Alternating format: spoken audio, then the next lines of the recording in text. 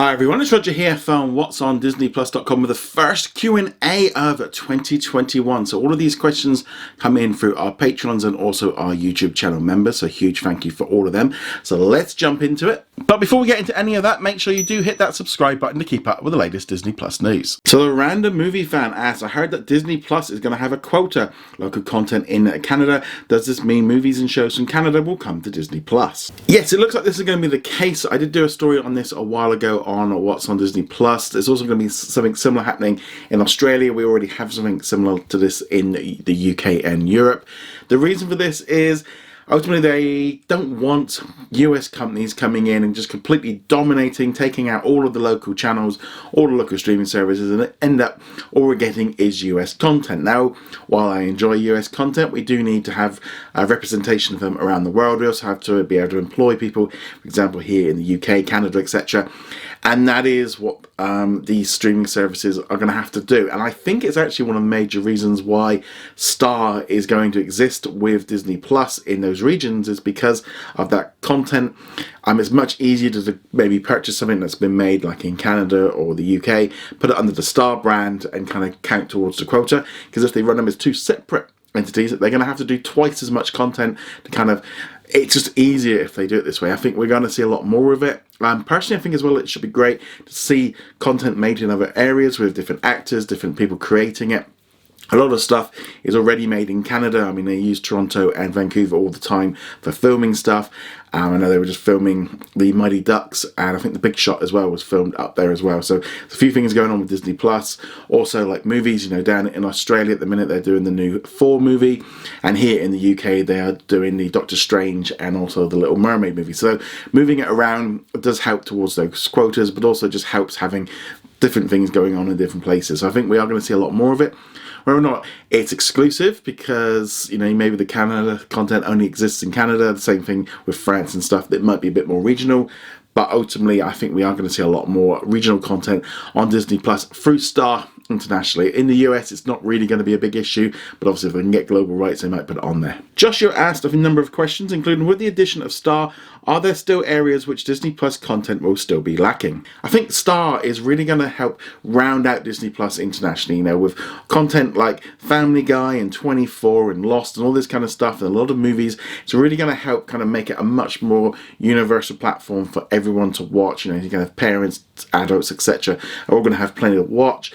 As far as what's going to be missing, hopefully they start filling in some of the back catalogue with older titles, because I think that's one area that Disney Plus is a little bit lacking. Is, you know, the stuff in the 50s and the 60s and the 70s. There's not a huge amount. Even the 80s, they could do a bit more. They've been very much focused on the kind of the current stuff, which makes sense to who they were targeting at. But I would like them to add a little bit more. I think the big thing at the minute to me would be like reality TV. We don't have a huge amount of it. It'll be interesting to see how that works with Star, and if that works internationally as well, because if you've got a reality TV show in the US, it might not translate over here, for example, in the UK, but then we're going to be getting things like the new Kardashian show will be coming as well. So that's where the one area I'd like to see more of, because there's so many different shows that they could do internationally with that. But I don't know, it's very strange. I mean, like the sports stuff they've got on ESPN Plus in some areas, but obviously we don't have that over here. So, you know, maybe something like a late night TV show or something like that. But we're not really in that same zone with Star. It's going to be strange to see how it all works out, how we're going to get those new episodes, how it's all going to work out. It's very much hit and miss right now. So until we've seen the full lineup, 1,000 titles by the end of the year added to Disney Plus is definitely going to round it out with much more content. So when you're sitting there going, what sort of TV show shall I watch? Shall I watch, you know, Once Upon a Time, The Mandalorian, or The Right Stuff, or High School Musical? You've actually got more than that to kind of pick from. There's going to be so much more. Joshua also asked, do you see Disney making any acquisitions sort of around 5 to 9 billion as a way of improving content? Oh, this one's come up a few times. I know MGM and Lionsgate are ones that come up quite a bit about whether or not they get picked up. Same thing with Sony. I think at the minute they're all up for grabs if someone's paying the right amount. However, there's some big pockets coming from like Netflix and Amazon. I don't think Disney are in a position where they need to do that in the same way. I mean, they might want the franchises, but they've just literally still like integrating 20th Century Studios in there. You know, there's been lots of talk of like this last week of maybe Warner Media and Comcast doing something together. they're all coming together and realizing they need to be very strong. I can easily see Disney picking up some little bits and pieces here, Lionsgate or MGM, but there's going to be so much competition from Apple and Netflix and Amazon, and I don't know. I can't see them doing anything big right now, especially with the current situation. With the parks closed, films down. I don't think it would be very prudent for them to be kind of spending a lot of money. But at the end of the day, if something good comes up, they should go for it. I personally think if they can get hold of MGM, that would be great. Bring all the James Bond movies and the franchises into 20th Century Studios could be a cool way of doing it. And I always think of Hollywood Studios over at Walt Disney World, as it was always MGM when I was a kid. So that's kind of connected with Disney anyway in my mind because of being a kid at MGM Studios. But nevertheless, so I do think MGM could be, but I don't think they're going to spend any money right now. Bad Dog Gaming asked, do you think Sky Cinema Netflix will lose a lot of Disney content when Star drops? So I think with regards to Star and content coming in from other platforms, I think some of the stuff isn't exclusive, maybe like with Amazon, so Disney can do what they want. And there's going to be some regional differences. I think we'll see a lot of that. Maybe like in Canada, it's doing one thing. In Australia, it's doing something else because of different existing contracts. Netflix has already kind of been losing a lot of stuff anyway, and I think that's just going to continue to happen probably for the next year or two. We might end up in that situation as well, like with HBO, with stuff going on. I'm hoping the Sky deal is a lot more cleaner cut. We'll get much more content from National Geographic. It's like all the ABC shows. I mean, what's going to happen with them? I'm eagerly awaiting the return of The Good Doctor, Station 19, Grey's Anatomy on Sky. Is that going to happen, or are they going to be on Disney Plus? Yeah.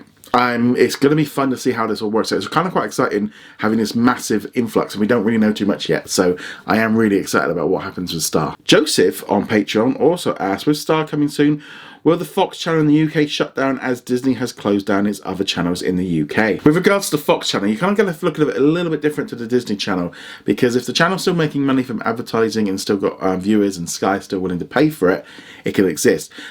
Fox is in a very different category to the Disney channels because kids just don't watch TV the same way that adults do. People watching the Fox channel are more likely to kind of continue on the trend, and it will keep going much different on the Disney channels, which changed so much of how kids are watching TV. I wouldn't be at all surprised if they rebrand it, but they might go along the other way of going, we'll keep the name the same for another year and then the channel's closing, or whatever they're going to do with it, rather than spending any money on a massive rebrand.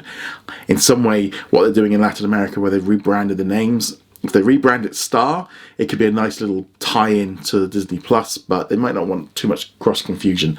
But I wouldn't say it's necessarily completely safe, but terrestrial TV is going to be around for a while, so it's just a different audience. There we go. So that is some of the questions from this week. A huge thank you to all of our patrons and YouTube channel members for their questions and also for their continued support going into 2021. It really does make a big difference in continuing on with making content and also just kind of supporting everything and making sure everything can get done.